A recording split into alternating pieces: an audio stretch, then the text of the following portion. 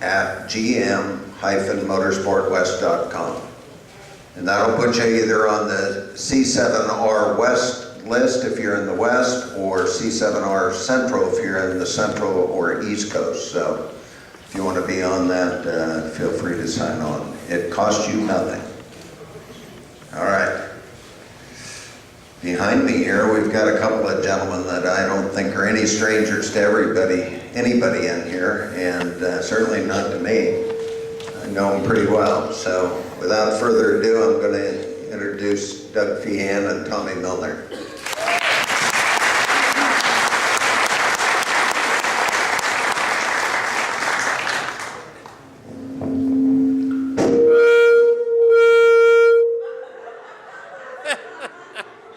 How's that working?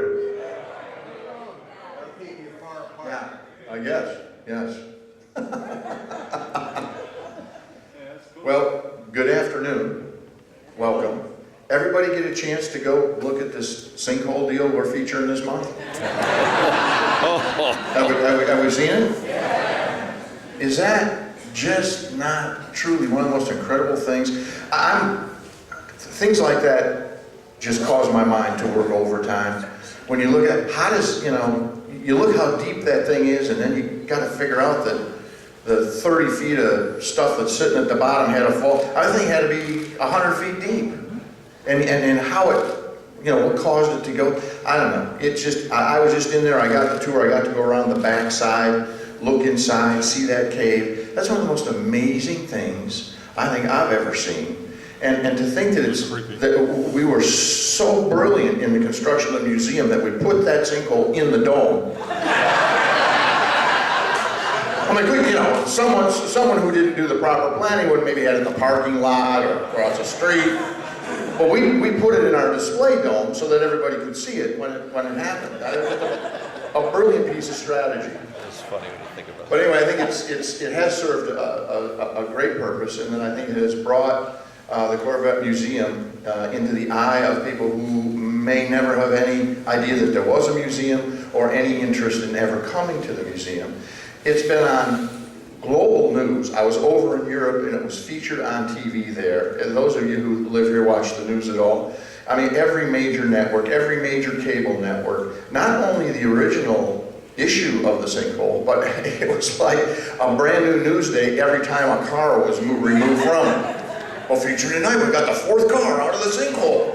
I mean, everybody on the planet got to know that. I was, to be able to leverage that into a positive. I think Wendell and the staff here deserve a great deal of credit for number one, the professionalism with which they handled something like that, and then to be able to leverage it to move our museum forward is just a great thing. So I just thought I'd throw that out for opening remarks. Tommy and I are here today.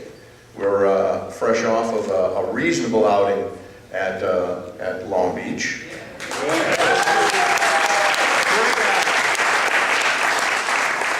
And I think just for opening remarks, we had obviously results that were not in keeping with what our original goal might have been at both Daytona and Sebring. But I think when you look at how we performed during the race, while the cars were running, what was pretty good. You never make excuses. We don't in Corvette racing. There are reasons things happen. Those reasons are never to be construed as an excuse. But on background, you really need to understand where we were in the fall of last year. We're in an absolute dogfight to win that championship. Our guys are focused on those cars. The thing you never see was back at the shop, where they were working probably twice as hard as that to get these new cars designed, elements of it built, total cars constructed, try and do some testing on them, because we didn't have the luxury of debuting at Sebring, which is in the middle of March. We had to be ready at the end of January. To have those 3 things take place, battling for the championship, putting cars together, and doing it on that compressed time frame, I don't know there's another team in this country, and probably the world, that could have accomplished all that with the manpower and resources that we had. So by the time we get to Daytona, which was a miracle in and of itself, to be able to run and lead that race, pretty much a miracle in itself. To have the unfortunate circumstances that we had there occur, something that hadn't ever occurred before, and there's reasons for that. You know, it's sad, but you had to look at the positive side of it. We led those races, and a testament, I think, to the value that the guys put into it, and their hard effort, and what we took out of that was when you look at, you know, there's a championship inside a championship this year. The Patron Endurance Championship is the Daytona, Sebring, I think Watkins Glen is a 6-hour, and then Petit Le Mans. So there's 4 of the longest races have their own internal endurance championship. And although we didn't necessarily have great finishing at those first 2 endurance races, I think we're only 1 or 2 points behind Porsche in that championship, because they award points at various stages during the race, not just on the final outcome. And I think that's a real testament to how well we performed, in the fact that we're still in this thing. I mean, we're right there, without ever winning either one of them. So Porsche won both of them, and they're only 1 or 2 points ahead of us. So I mean, it's going to be a very interesting championship. With that, I'm going to turn it over to Tommy. I know he has some opening remarks for you. Morning, guys. Morning. Or afternoon now, I guess. It is morning somewhere. It's good to be here again. Walking in from my car there out in the field somewhere. Not quite as nice parking spaces as you guys get with all your Corvettes, but I understand that. There were a lot of cars here, which is obviously cool to see, and I think part of that has to do with I was with the new car, the C7, a lot more interest and just something new, and kind of invigorates you guys again about being passionate about the Corvette brand, and that's great to be here on our side, from the racing side, and you know, hopefully we do you guys proud with what we've done on the racetrack. It's been a great couple of years that I've been with this team, and I know they've been, you know, super strong and before my time here. So you know, we're looking forward to getting more wins with this new C7R. We came pretty close there, as Doug said. It's Daytona and Sebring. If we kind of go back and kind of replay those races a little bit from our perspective. The 3-car had some issues in both those races, but ended up finishing fairly strong. And then, you know, our car was strong basically all throughout the entire both those races. I really thought that we had Sebring. Didn't have it won for sure. I knew that we had some good competition behind us, but just some unlucky. You know, again, it's a new car, and as Doug said again, that super compressed time schedule. You know, some of those things that you might find in testing that we would in those times that we had in years past before Sebring to go testing and kind of prove some of those new parts. Those show up in racing, and that's why we go racing, is to, you know, improve the race cars, improve the street cars, and you know, finding those things, and we found a couple weak points with the car, and you know, the guys have obviously worked hard to fix those things, and that'll be a pretty important test coming up here in a few weeks, almost a month now, something like that, for Le Mans. So you know, certainly those first 2 races, and then obviously at Long Beach were focused on what's happening here in the U.S., but definitely have one eye kind of aimed towards Le Mans and showing well in that race. So again, it's great to be here, and all right. Anybody had a chance on their visit down here? here? Doug talk forever because he's good at that. Blah blah blah blah blah blah blah blah blah blah blah blah blah blah. I love hearing myself. Have any of you had a chance to get over to the Motorsports Park on your trip down? Show of hands. Okay, not very many. And I don't know if we're organizing tours to go over there, whether you can go over on your own.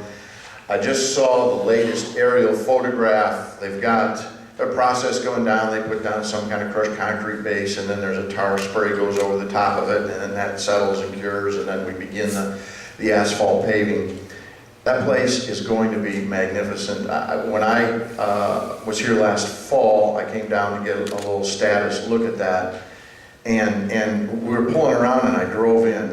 And those of you who have been around for a while know I've been a fairly strong advocate of the Motorsports Park, to the point of just coming up short of putting a gun to each and every one of your heads to donate, laying the big guilt trip on you, and you've responded quite well, thank you very much. But when we pulled in there and I looked at that acreage all flattened out, and they had just about completed the finished grading, my first thought was, oh my God, what have we done? I'm thinking, this is, you know, it's one of those things, be careful what you ask for, you just might get it. it would just look so expansive and so huge. I'm thinking, how can we do this? How are we doing this?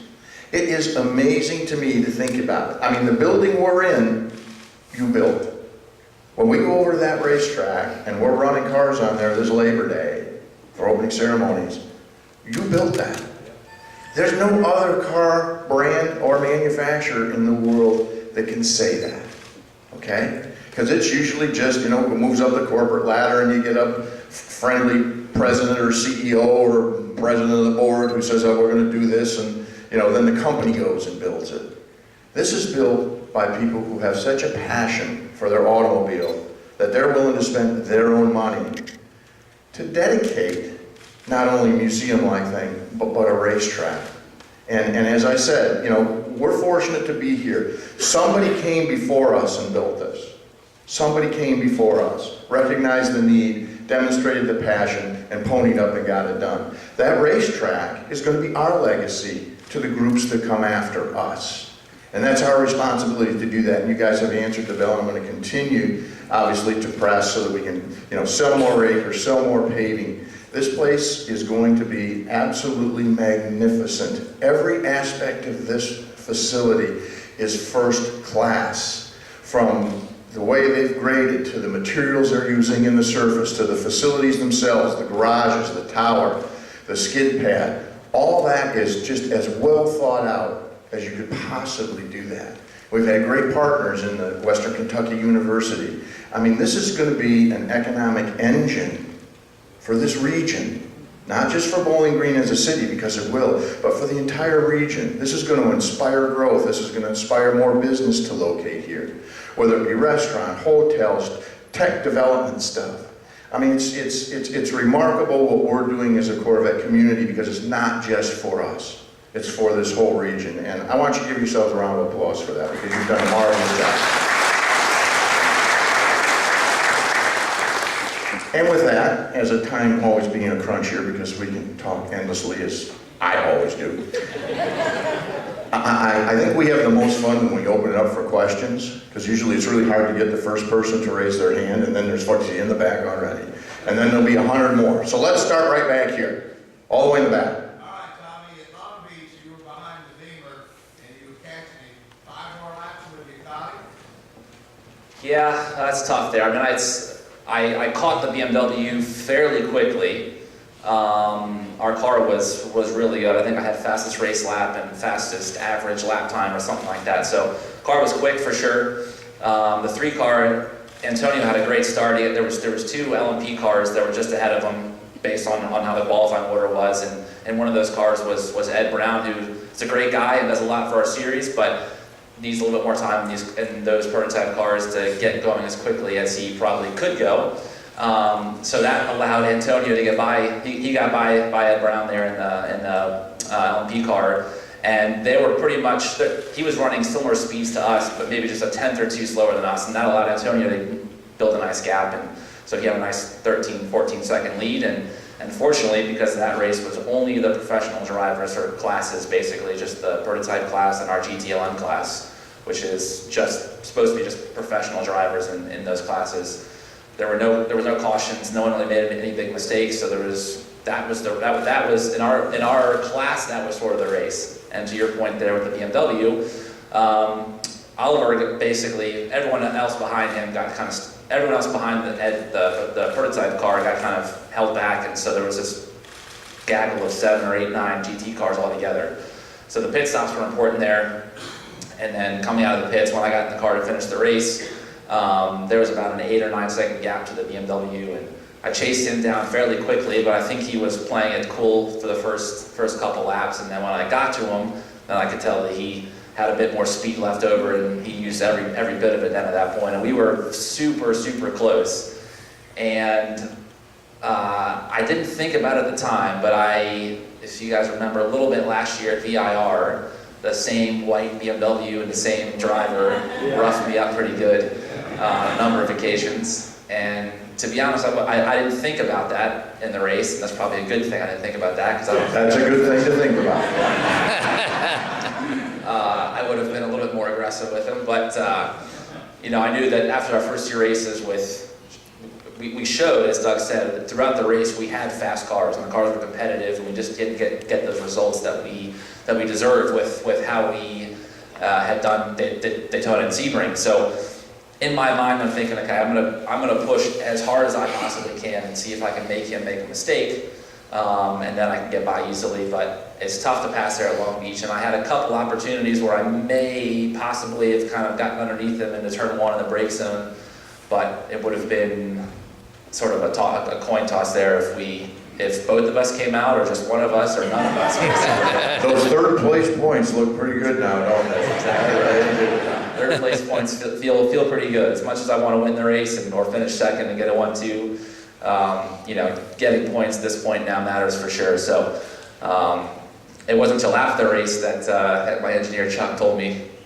reminded me that it was Dirk last year who roughed me up pretty good, and I was a little upset that I kind of forgot about that, but then, as Doug alluded to there, it's a good thing I didn't think about that in the race.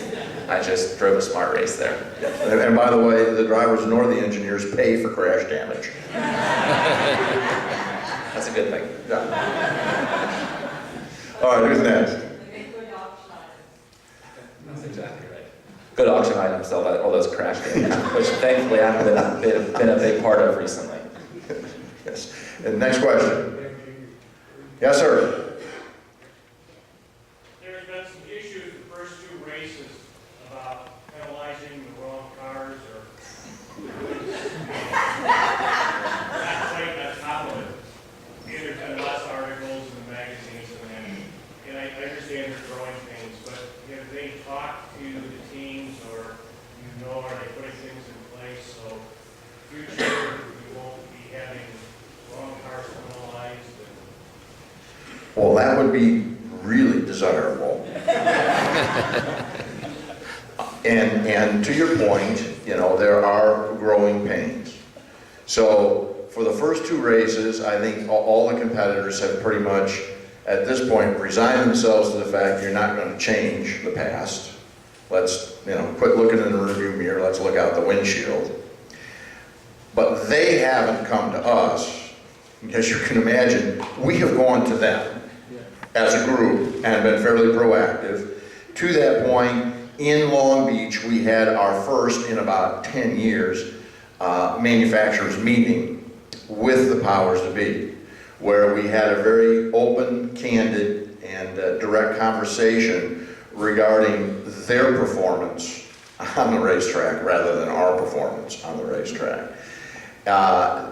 What occurred, and these are pretty much their words, not mine, was indefensible. I mean, there is no excuse, there is no reason. It was just inept, unprofessional, and all the words you can possibly think of to describe it. And they're willing to shoulder that because they know it's well deserved. And they have taken steps to try and improve that, as anyone would. I mean, no one wants to go through and be earmarked like that, because people aren't going to stay.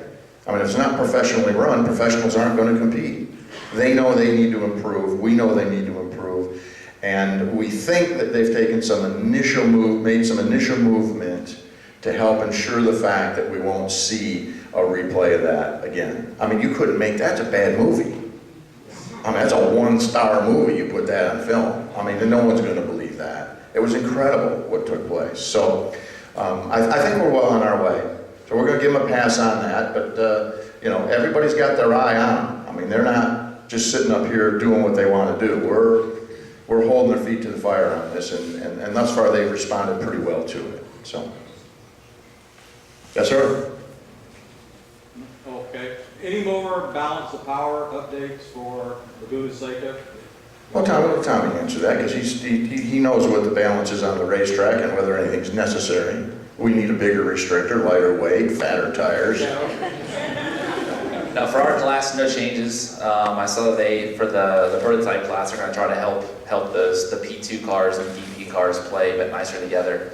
So they're going to take some of the horsepower away from the DP cars, which is some of the Corvettes there, the Corvette DP cars, which I think is good for the class. I would like to keep seeing more P2 cars, that be a part of the series for sure.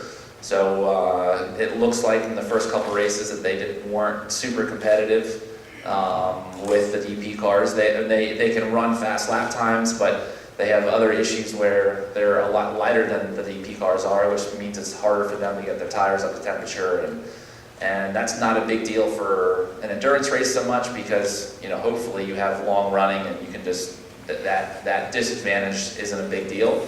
But for a track like Long Beach there, where they were not very good at the start, which is just the nature of the weight of the car and having tires, they're all on the same tire. Continentals, Yeah. Where I'm definitely happy to be on Michelin, that's for sure. So for our class, no changes, which is a good thing. I think looking at, we just won Long Beach, so I'm sure if you went to Ferrari or BMW or Porsche and you asked them right now, they'd all say that the Corvette's too fast. But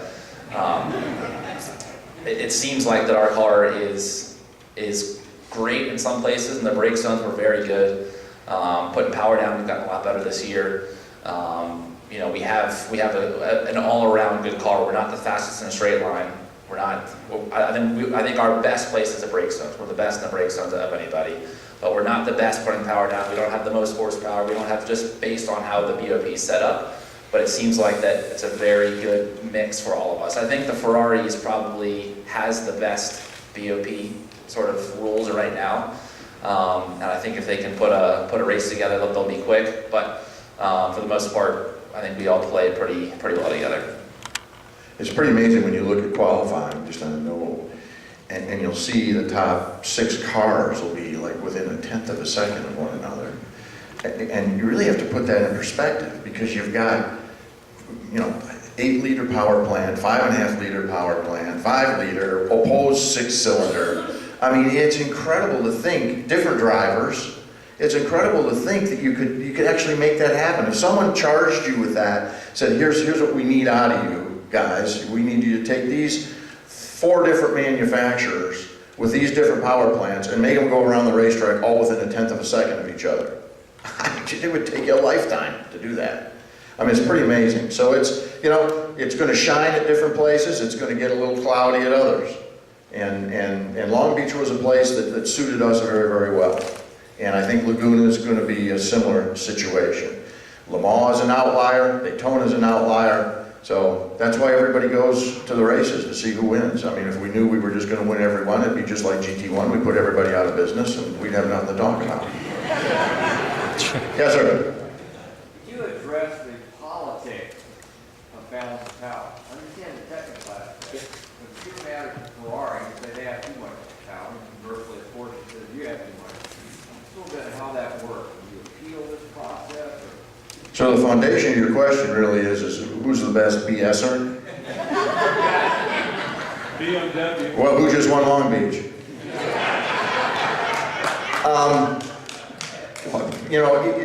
I feel pretty comfortable about the fact that the management that's in place that is making the balance of performance decisions is pretty much doing so like the Lady of Justice blindfolded, that they're really looking at the data and they're using that to drive their decisions. And I think the results that we've seen, not necessarily in the finish of the race, but performance during the race and in the qualifying, has shown that to be pretty true. Sandbagging is an element of the sport. It's been a building block, a foundation of motorsports forever.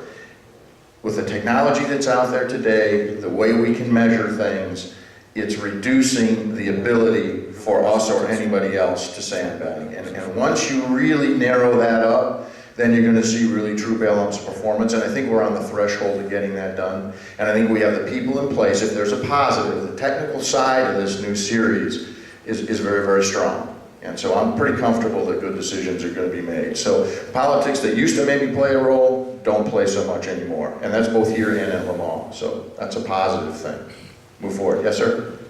Could you go over a little bit about what broke and why they come to the John, yeah, if I can remember back, let me think. It wasn't my fault. Yeah, Tommy had nothing to do with it.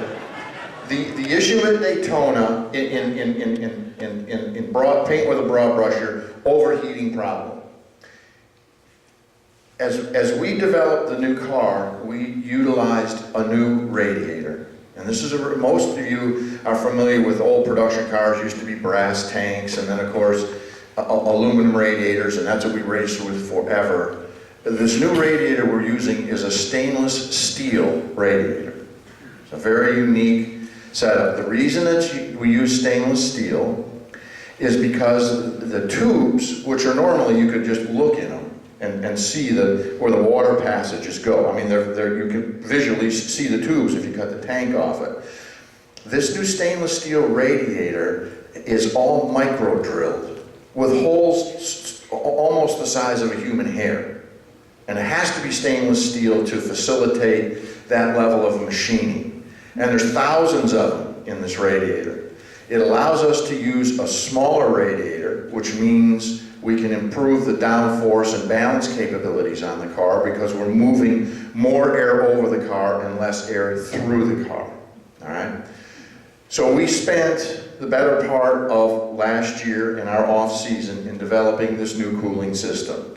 We had an issue arise at Daytona that hadn't really shown up at the level it did. All the testing we do in private, so there's only 2 cars on the racetrack. Well, you put 62 cars on a racetrack and the dynamic can change. We learned that in our debut there in 1999 with our air filtration system. It's a different dynamic. We developed an air pocket in both cars, an air pocket in the cooling system, which was causing, as that air pocket would move around, there was no cooling taking place that forced that air pocket through all the same channels that the water would move through. So there's no heat transfer. So we were getting tremendous spikes in the engine cooling, tremendous spikes, and that eventually caused a head gasket failure. All right, and at that point in time, in addition to that, we were having, as that bubble moved through, it would cause the overheating, and then that would spit the water out the overflow. The overflow's on the bottom of the car, so the drivers are driving through it, and they would encounter a spin that was occurring for no reason. Nothing on the racetrack. Not me. Not Tommy. Nothing on the racetrack. The car would just in a braking zone lose control and spin out. So fortunately we didn't crash a car, and that's why we elected in the case of the 4 car to discontinue. We had, or 3 cars, excuse me, we had, we tried to bleed that through. By the time we found it on the 3 car, the damage had been done. 4 car was the first one to experience it, and we just got lucky on the 4 car and happened to have the bubble in a place where we could bleed it off. So we've got that pretty well resolved right now. We made some plumbing changes to the car. We've eliminated the opportunity for that air bubble to gather, so we think we're on our way to getting that done. Transaxle's a different story. We have bearing failure. We've had bearing failure before. We thought we had it fixed and identified. We didn't. I think we're well on the way now to having that completed. So, Tommy, I don't know if you want to add anything. I know you spent some time with the engineers going over that, but. Yeah, I mean, there's not a whole lot that, the piece, the transaxle, the gearbox, it's not something that Milner designs or the Corvette Racing designs and builds, things like that. It's a supplier's part, and obviously work together with them to make the parts that we need for the car. And that was a piece that we found obviously a problem with it at Daytona there, and they worked together to figure out how they can fix and improve that part so it doesn't happen again. And wasn't a problem at Sebring, and hopefully it's not a problem again. From what, again, this has happened in the past, as Doug has said, and it kind of happens somewhat randomly. But this last time they looked at it, they've improved the part to the point where everyone feels pretty confident. Okay, this should no longer be an issue. But like anything in racing, when you drive these cars as hard as we do and hit the curves a lot, like we do sometimes. You find other weak points in the car, so these cars are definitely not bulletproof by any means, but they are pretty close to it. We're pushing them as hard as we possibly can, so things like this happen every now and then, and it's just a part of racing. It's a new car, and as I said, none of these are excuses. They are reasons why things happen, and it's always easy to go back and say what you could have done or should have done, and the measure here isn't the error or a finger point, or, you know, is it X-Trac's fault, or what's wrong with the plumbing guys? The reality of this is how quickly you can identify the problem, and then how rapidly you can implement design changes, and then get parts built, get it on the race car, get it validated, and then go moving forward. And our group at Corvette Racing is pretty darn good at that. And that's what we've done on these two issues. So that's the only way you can, is the only way you move forward. Yes, sir? Changing the subject a little bit, are you going to be using Motorsport Park to test in 2015? Have you donated yet? Hmm? Have I donated? Have you donated yet? Yes. Yes. 2 acres. 2 acres. Hands together, 2 acres.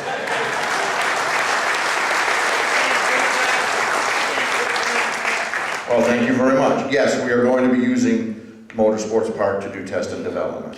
We played, in a confluence of things, I've told this story before, I won't bore you with it again. It's just a set of circumstances that I happened to be down here on a day when they began the initial discussions. Wendell asked me in, and he had me hook, line, and sinker. But we used our engineering facilities at Pratt Miller to help design the park, to give us a shape and surface that will benefit us that we can't find anyplace else to test with. So it will be invaluable development place for us. Yes, we will be using it, and keep our fingers crossed. Is Todd Christensen in here? Todd, any place? Todd is our new marketing guy for Corvette, and we're working with him. Hopefully the race team will have some presence here at those opening ceremonies. And if I have my wish and dream fulfilled, the first lap will be run with a race car.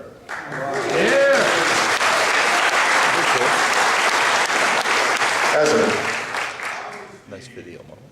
C7R compared to the C6R. Yeah, so the question was, how does the C6R compare to the C7R? And C7's way more expensive. that doesn't bother me. Just less money for pay. That does bother me. C7, obviously we started testing it last year. If some of you were at Laguna Seca, you got sort of your first glimpse of it there, and a couple of demo laps, and that was my first laps in the car. And then right from there, the car went and just did quite a bit of testing with Ian and Oliver.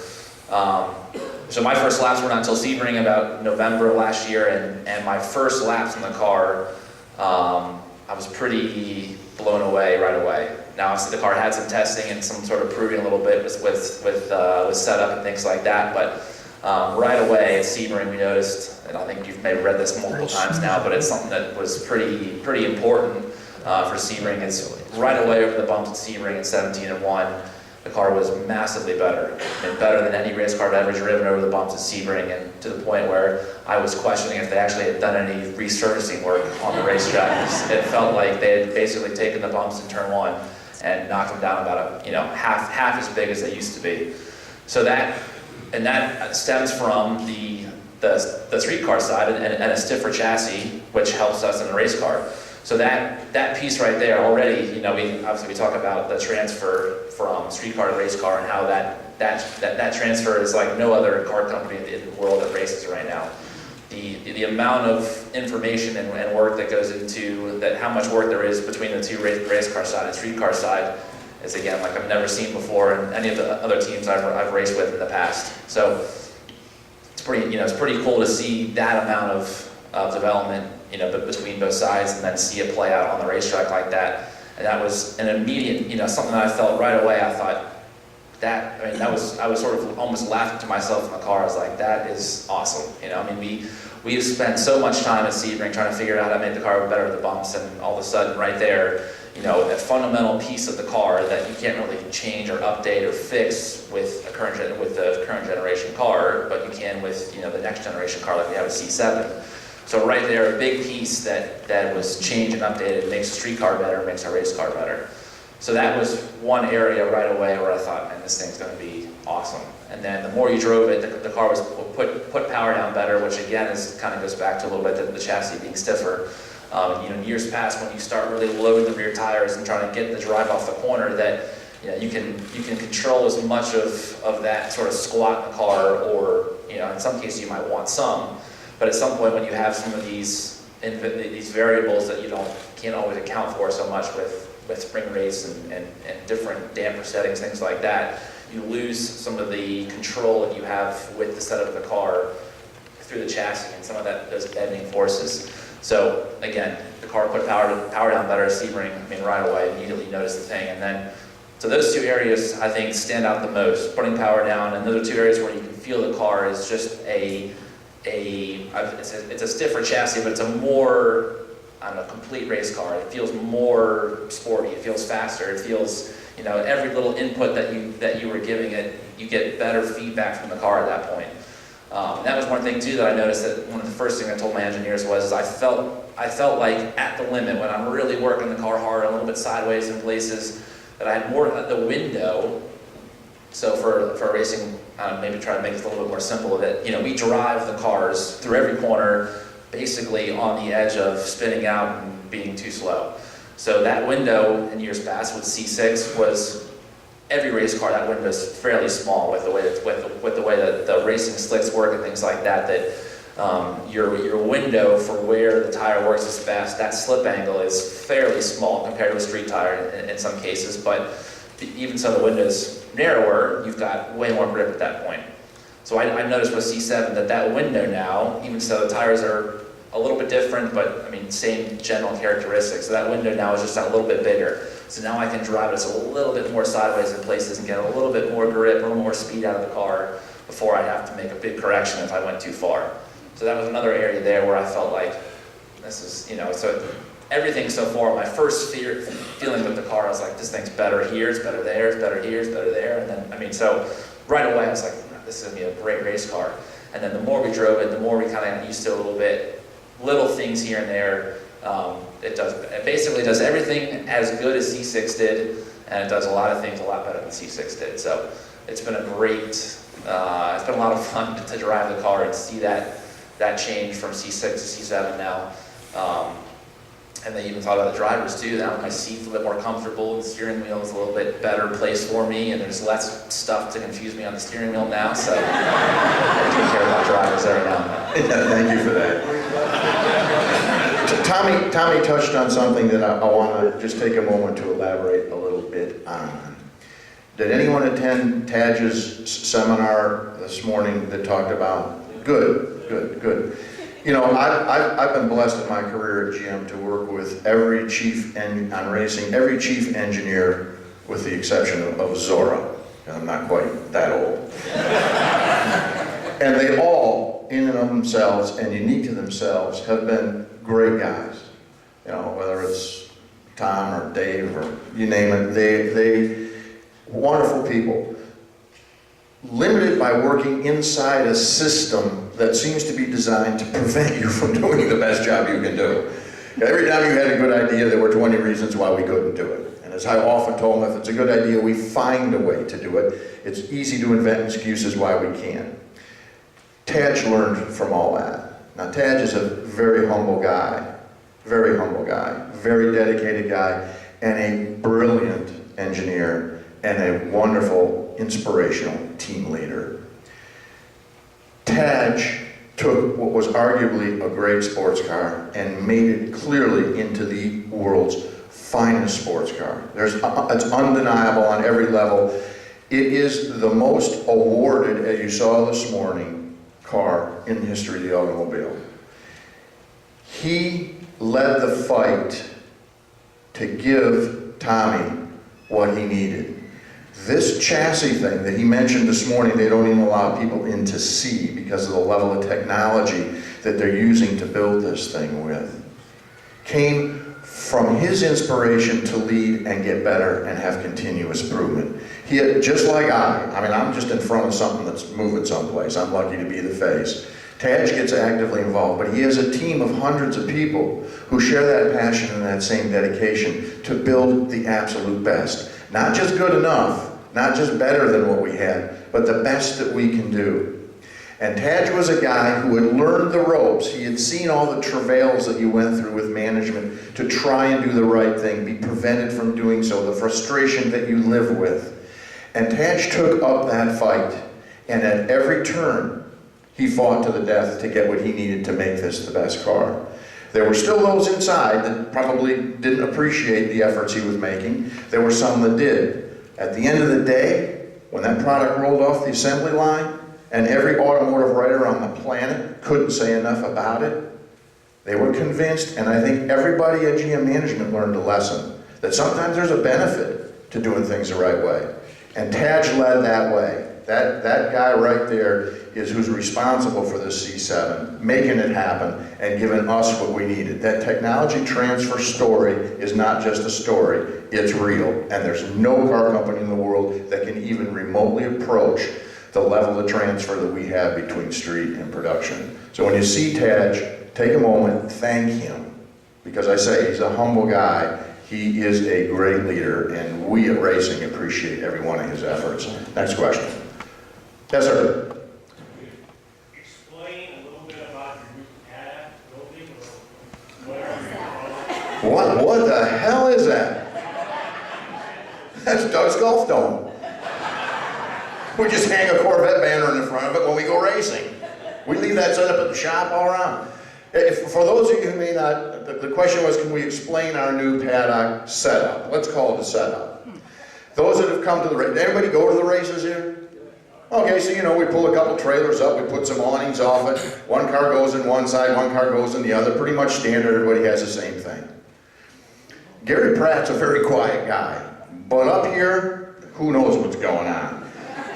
2 or 3 years ago, he came to me with this drawing that he had researched and had done that showed this inflatable, for lack of a better term, dome that would move from one trailer to the other with no center support and was operated like air pressure, like the Silver Dome or the old dome in Minneapolis. It operates like one of these jump houses. You know, you see these kids ready, and they put the fan on, it blows. That's what this is. There's giant tubes that move from trailer to trailer that are inflated with fans, and they cause you to have this big structure. So, obviously, I thought it was a great idea, but then you gotta find somebody to pay for it. You know, that's a problem. So, I mean, I strategically made a couple inroads, not necessarily asking for that year, but telling them this is what we're looking for in the future. And as we process through the current materials that we have and that replacement's going to be required, that this might be something that we want to think about, knowing full well that C7 was coming. My strategy was to wait until the introduction of the C7 so that we could kind of pile on all the great things that we're having with C7 and maybe wouldn't get noticed that much. And it worked. So our story was, and we're sticking to it, when we have the big debut of C7, we want to have the new deal, and that's what it is. The thing is amazing. You know, actually the space between trailers, because we have more cars in the paddock now, the series has limited us. They knocked us, I don't know, 4 or 5 feet shorter distance. But when you see this thing inflated, I mean, it's like we have half the paddock. The reason for it is the roof is probably 25, 30 feet high. It's massive inside. You could hit wedge shots inside this thing. And it has a back on it, and because it's inflated, it's much cooler for the guys underneath. I mean, it's just a great deal. And visually, obviously, it's had an impact. It's pretty cool. Has anybody seen, how many have seen it? Isn't it pretty cool? Yeah? I mean, it does set us apart from the rest of the world, wouldn't you say? It's all the drivers said when they were running down the backstretch at Sebring. Geez, I turned the corners, all I see is this giant Corvette thing. Yeah. We like that. We want to be that guy. So that's the deal and the story on that. We're quite proud of it. Well, Doug's Dome, I mean, we haven't assigned an official name to it. Some I can repeat, some I can't. We'll have to take a look at that and see, and then maybe hang a sign in the back that that denotes exactly what the proper nomenclature would be. Thus far, officially, it's remained unnamed. Unofficially, it's always worth a couple of beers to hear what the latest dream job is. Yes, sir. Pardon? You ought to call it the Pratt Dome. Well, we could. We could. Doesn't sound very exciting to me. We'll put it. We'll put it on the list. Way in the back. Now, the numbering system on the windows to tell what place cars are, what, is that your responsibility or somebody else's to make them work because they're not working very well? Did you hear that question? Who the hell's in charge of the damn window numbers? That becomes a shared responsibility. When it's working, it's our responsibility. When they're non-functioning, clearly the series has that thing all screwed up. The issues that have been encountered, for the most part, are issues with the series and the teething problems they're having with the new system. So it got a little better at Sebring than it was at Daytona. It got a lot better, I think, Tommy, at Long Beach. It was pretty accurate. And I think as we go forward, it'll get bigger. You know, I get it. I'm sitting up there and I don't know whether I'm just becoming an absolute senile fossil. But those things run by, I can't see the number. I can see the 3 lights. And past third, I don't care. So I'm not sure this is a real improvement, but it's what we're doing now, so we're working to get it better. Way in the back. Yeah, Doug, it's been knowing different tracks call for different gear ratio. Is this both a differential and gearbox change, and how do you make the decision on how to do that? I'm going to let Tommy start on that. We'll fill in blanks if there are any. But on background, Tommy and all the other drivers, after every session on the track, download with the engineers. And to your point, gear selection is of primary importance to the performance of the car on the track. Tommy, go ahead. Tell them a little bit about that process.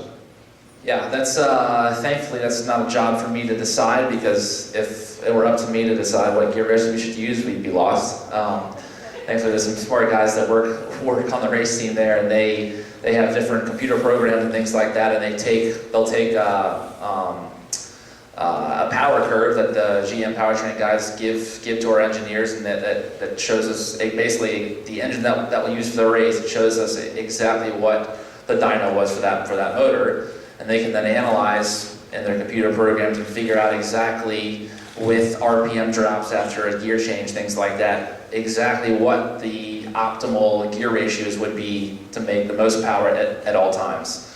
Now, there's certain racetracks where sometimes you have to make a compromise because you want to, hold one gear longer than you should, and sometimes we can keep those optimal gear ratios and just ask for a bit more RPM before we get to the limiter. And then in other cases, we just run out of gear completely, and then us as drivers, as Doug said, after a session, after we drive with the gear ratios that are optimal, so to speak, we'll go back and we'll discuss with all the drivers. We'll talk about it a little bit, and we'll say, okay, actually, it'd be better, if we had maybe a longer second gear because of X, Y, Z, because we want to be able to run second gear longer in this corner or something like that. So for the most part, the gear ratios that we run at the start of the weekend are what we end up racing, but there's definitely times that we go to a racetrack, and if we have, with this new car, there's times now where we've found more often that there's little places here and there that we'd like to make little small adjustments as far as the ratios go, but maybe we don't have that gear ratio, and at that point now we're talking about just absolute fine-tuning things, and oftentimes the crew guys are not super anxious to make a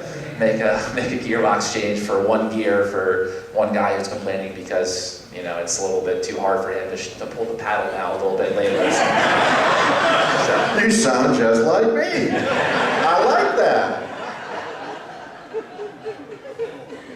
So there's definitely we as drivers, we definitely don't have a whole lot to complain about anymore. You know, there's, oh, my drink bottle's not working very well, or the air's not cold enough, or the paddle's too hard to pull. I mean, you know, it's funny that, you know, nowadays when I talk with like my father or, you know, Bobby Rahal, some of the guys that have raced in the past, they always give me a hard time. They're like, man, back when I drove, you know, we had to use a clutch for every shift, and we didn't have any water bottles, and we drove for 4 hours at a time, and, you know, you guys have it easy now. And in some cases, yeah, we definitely do have it easy, but everybody has those luxuries now, and so now we have to, to find an advantage over another driver, another car, is, now you're really splitting hairs now. So I would argue with those guys that it's just as difficult now as it was back in their time, but they don't want to hear that. And the other side of it is, back in their time, when something went south, they could come in and make up any story they wanted as to what happened. In today's world, as Tommy will testify, we know everything going on inside that car. When it happened and why it happened, there ain't no making up nothing. You might as well just come in with your hat in your hand and your chin on your chest, because we know what you did. So Ray Hall and Milner Sr., for all their racing years, they had the best stories, and you could do the T-shirt, you know. Car in front of me threw dirt up on the racetrack. Anyway, next question. Yes, sir. Are you still using that radar technology instead of cars behind you? How's that working out? And does any other manufacturer or something like that? Yeah, we still have that same radar system that we've had in years past. So the rear-view camera that we have to use in the car by the rules, we've over the last 2 years, the Corvette Racing and Bosch have worked together to build this computer program, essentially, where it shows us, you know, the cars that are coming up behind us, whether they're catching us very quickly or if they're going away from us, and which side of the car they've passed us on now. We have a sort of a newer version of it basically this year that Bosch has done, and I think part of that is it's just the same basic functions and everything is a little bit more fine-tuned, and it's designed now. The idea of the whole thing is to sell it to our competitors, unfortunately. That was a nice little advantage, but certainly in many cases it's a lot safer for sure. You know, that was one place where maybe, you know, that doesn't help us over a fast lap, but over a long race, it's just one less thing that you have to really study and think about on the racetrack, because now it's always in your peripheral vision, and it's very easy with the way that they've developed it, for us to, you know, focus more on what we're doing with our race car and the cars that we're trying to pass. We obviously still keep a close eye on what's happening behind us, but with the way that functions now, and because of with a camera like that, it's harder. You sort of lose some of that depth perception a little bit as far as what cars are coming. With mirrors, there's some spatial awareness there still that was lost with the camera. So that radar system that they developed definitely brought some of that, or a lot of that depth perception back, and makes it easier for us now through traffic to allow faster cars to go by at more opportune times for both of us, or that way we're not losing as much time. On background for that radar, we worked in conjunction with Bosch. Bosch owned the processor.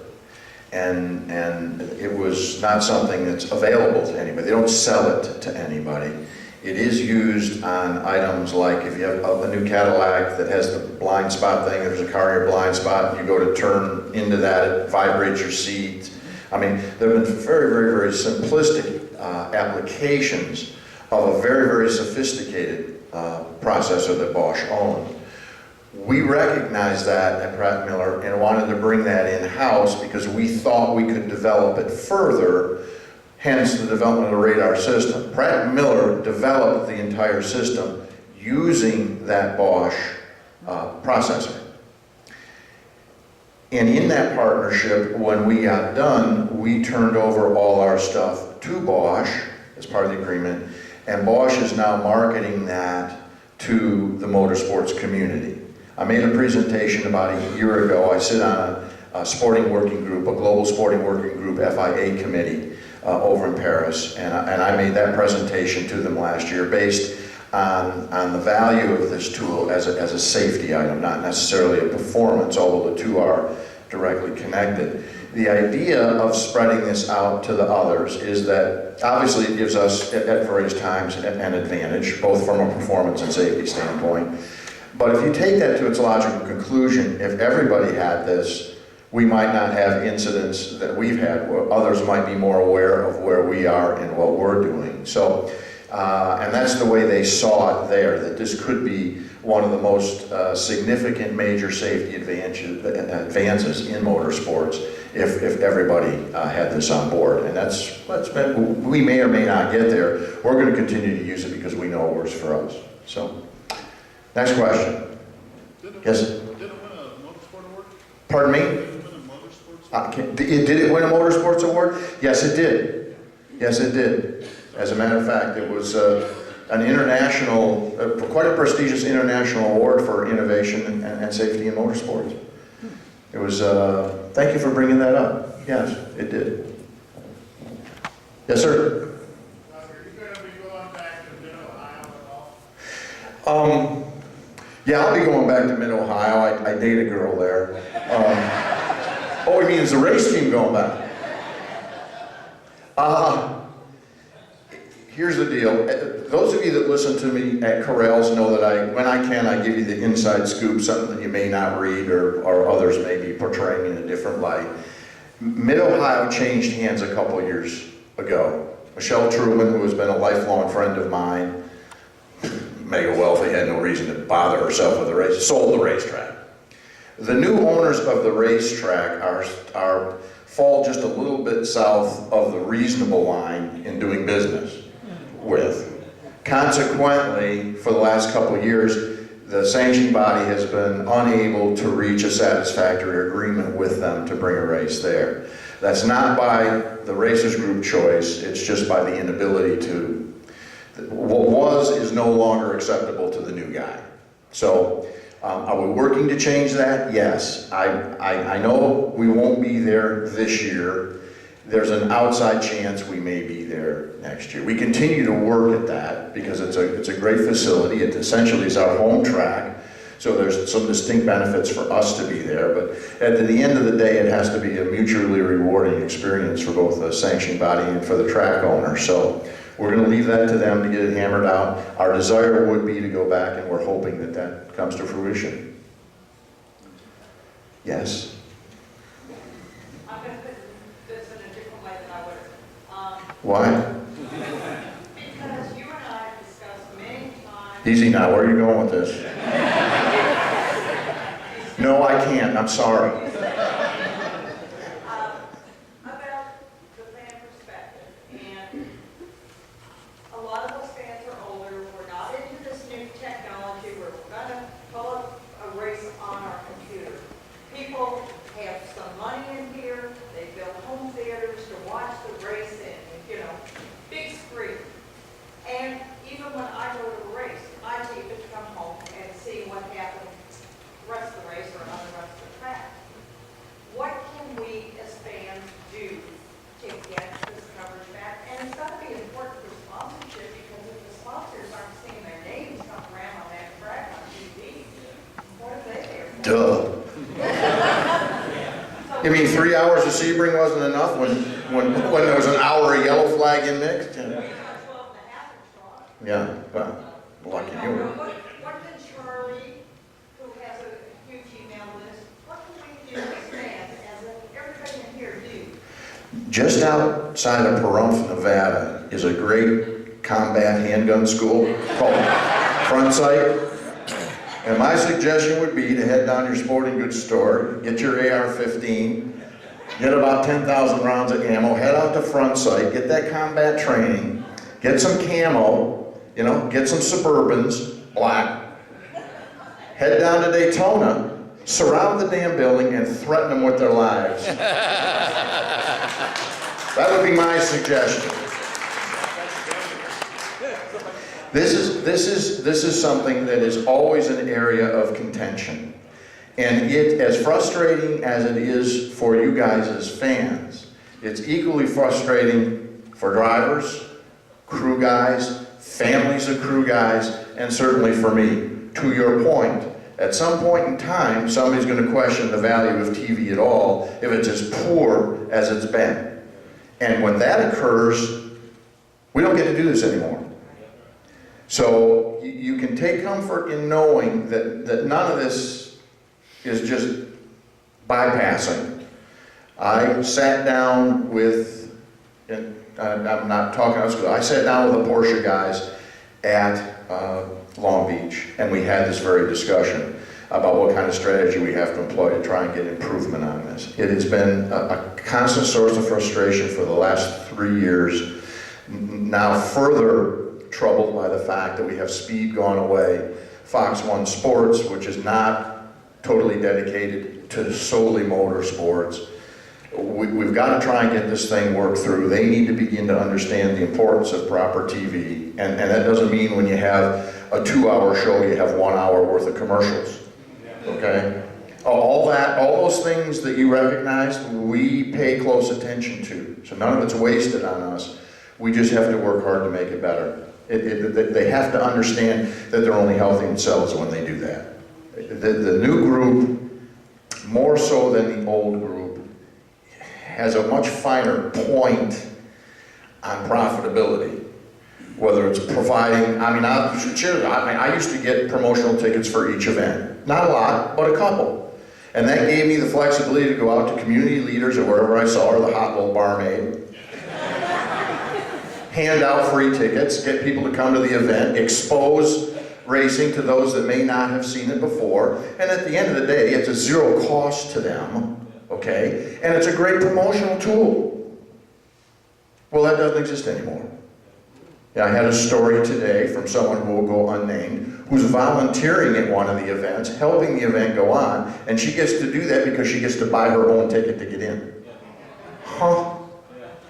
So that's what we're dealing with. That's a NASCAR mentality. It works in NASCAR. I'm of the personal opinion it's probably not going to work that well in sports car racing because we don't operate that way. So I've made it my mission to try and begin to initiate some change in that thought process and demonstrate to them that there are other ways of doing business than the way they have always done it. And we'll see how that goes. Hopefully I'll remain employed for a little while longer and it doesn't cause me to get fired, but that's never stopped me before. Yes, sir? Can you run down the Le Mans driver lineup? Well, we'll let Tom do the driver introductions. In the 74 car, because that's the best car,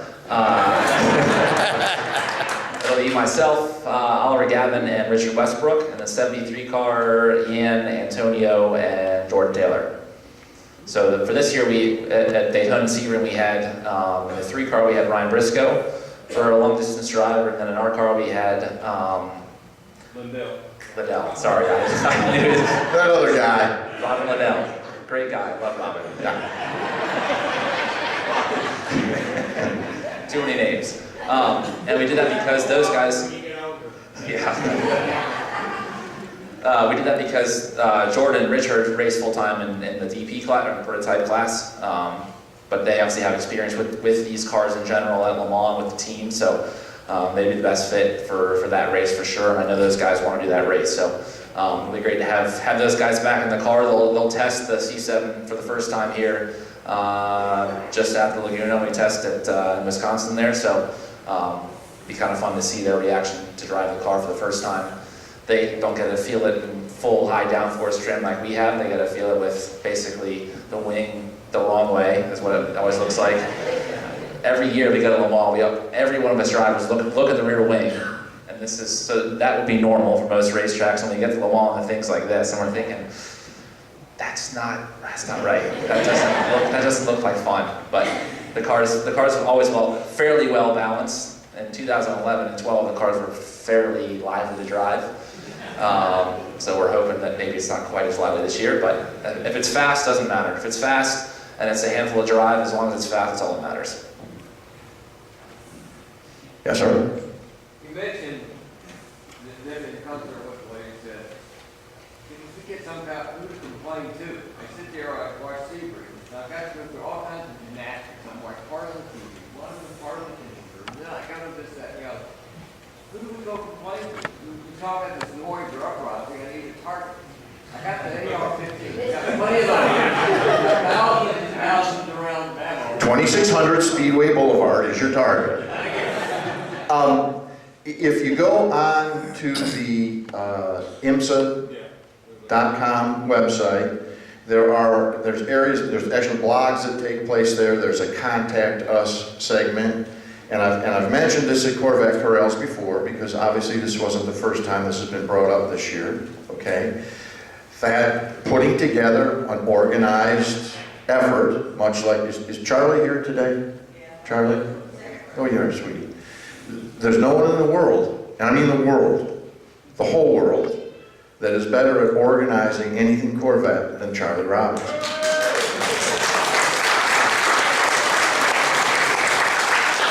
So any of you who are interested in mounting the Big Bitch campaign, I think we should use Charlie, as I'm volunteering to Charlie, as our nucleus, because she has the mailing list, and begin to overwhelm them with what our thoughts are regarding TV. That, generally speaking, is the best way to start that grassroots deal. Now, it's not going to change anything for this year, and who knows how long this contract runs. I'll share this with you as well. The contract for Fox 1 Sports and our race series was just pretty much a throw-in add-on to the NASCAR contract. All right, so in the past where we had a mission and a destination and a sense of accomplishment because we were single-focused on our own business, which was the American Le Mans Series, that went away. And now because we're part of a much larger conglomerate of business, we're kind of just tacked on at the end, and that's what's caused some of this. So as contracts would change and things would move around, we'd have the opportunity to implement a different approach, and you guys certainly can help influence where we're going with that. But my suggestion would be on the website, let them know what you think. It won't be the first time they've heard it, but if they heard enough, maybe we can begin to institute some change. So that would be my suggestion. Yes, sir? Tommy, what's your favorite racetrack to drive and why? I know the one you win at. My favorite racetrack in the whole world, one that I could drive by myself in any car and have fun, is the Nürburgring in Germany. That one is far and away my first laps there that I drove myself was in a little rental A-Class Mercedes, something like that, whatever they gave me at the airport. And I was passing guys in there in Porsches in the wet. So that was a fun experience, just that alone. And then I took, 2 years ago, I took some of the engineers to the Nürburgring in a Chevy Orlando van and gave rides to all our engineers in that. And I think I almost made 2 of them throw up, and the third one went for his 4th ride and regretted it halfway through. So just a fun racetrack, and some of the cars that I've raced there more recently. Last time I was there was in a GT3 Callaway Corvette, and that racetrack and those cars, it is so fast, but it's so much fun. It is absolutely, no matter what you drive there, it's fun. In the U.S. though, I really love VIR. Road Atlanta is another great racetrack there. Those suit our race cars really well. There's some very difficult corners there. So those two definitely stand out in my mind as being in the U.S. here. I was looking forward to those 2 racetracks. Elkhart Lake for me. Is it the racetrack or the surrounding areas there? It's the 3 Bs. Beers, brats, and babes. Is there a racetrack there? Apparently. Yeah, okay. Yes, sir. Yeah, you knew my answer, didn't you? How long have you been running direct injection, and what does it do for power and fuel economy? We have been running direct injection on the C7 just this year. We ran it throughout our GT1 career, and then when they eliminated GT1 class, went to GT, of course we didn't offer it in production, so we couldn't run it. So because we now have homologated the C7, we're allowed to run direct injection. Direct injection increases, obviously, For the most part, we get a little more torque with it. We get actually a couple less horsepower, but the fuel economy becomes much better, and the drivability and throttle response becomes much better, which allows it to integrate so much more closely with the precision of the paddle shift. That whole nuance of all those things working together, the throttle's, you know, by wire now, it's not a mechanical throttle. So the direct injection lets you to really put a fine edge on all that. It's not a more necessarily more power thing as much as it is economy and drivability. Right here, Walt. The Viper runs a gigantic engine, and you guys have a 5.5 liter.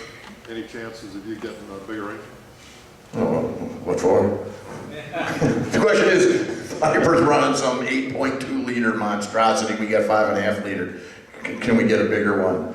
Well, we probably could, but we don't really need it. They're probably going home after this year anyway. They couldn't get it done with 8.2. Here's how that worked. The rules when we developed that version C6 put the maximum displacement at 5.5 liter. When Dodge decided that they wanted to come racing, they petitioned on the basis of the car they build is marketed with this 8.2 liter engine, so it really made sense to them to want to use an 8 liter engine. And so as manufacturers, the way the process works is we get to voice our opinion to the sanctioning body, the FIA, and then they consider our opinion, and then they make a decision. And it was pretty much unanimous that we said, I mean, we looked at the car, and certainly not a throwdown on the race team, okay? But the Viper is just not a very good car. It just isn't. It's 1988 technology. It's just not a very good car. And quite frankly, to have them be part of this series is always a plus. I know Ralph Gillids very well. They do a great job of marketing. Everybody's in the same boat. We wanted them to compete. We did everything we could to help them along the way to do that. We have a huge investment right now in our 5.5 liter engine from a durability, reliability, and performance standpoint. To move off of that, so the question would be, geez, if you're running if they have a 7 liter in the production car, can't you make the same claim that Viper made? Yes, we could do that, but at the point in time that we made the decision we made, our interest was in developing a smaller displacement engine. As a matter of fact, inside, and Steve Wesolowski's in the audience right here, he was part of our program, my boss at the time. We were right on the edge of moving away from the 7 liter engine down to probably something in the 6 liter range, because we thought we could come close to developing the power, but improve fuel efficiency and throttle response with the smaller displacement engine. So the timing of that rule change really worked in our favor. We would have probably moved off the big motor anyway, eventually. And the 5.5 liter is proven to be a great engine. It's what's used in the variant is used in the prototype cars as well. And I think as we go forward in the automobile industry, you're going to begin to see smaller displacement engines with more sophisticated fuel delivery systems. That's going to be kind of the wave of the future. So we thought, all in all, we considered this a number of years ago. So we're not going to go back to the big motor. Can we take one more question? One more? Please. Did you want to ask that, Adam, or are you just ordering us off the stage? We're having a pretty good time here, buddy. And these are the same people you're going to be putting the arm on for your crummy auction.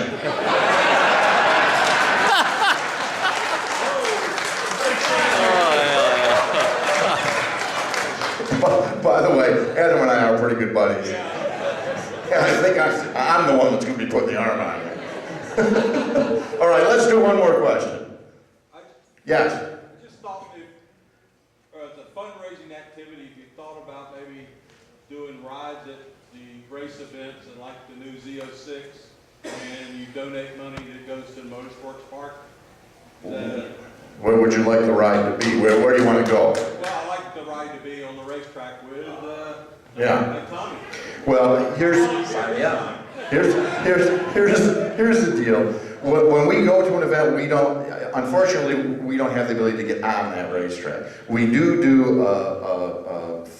the test program where you get to take rides, all great ideas, but to take what you're saying and move it to the next logical step would be what we're building across the street. Get your wallet ready.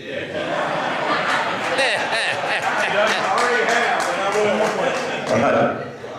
We'll take one more. Yes, ma'am.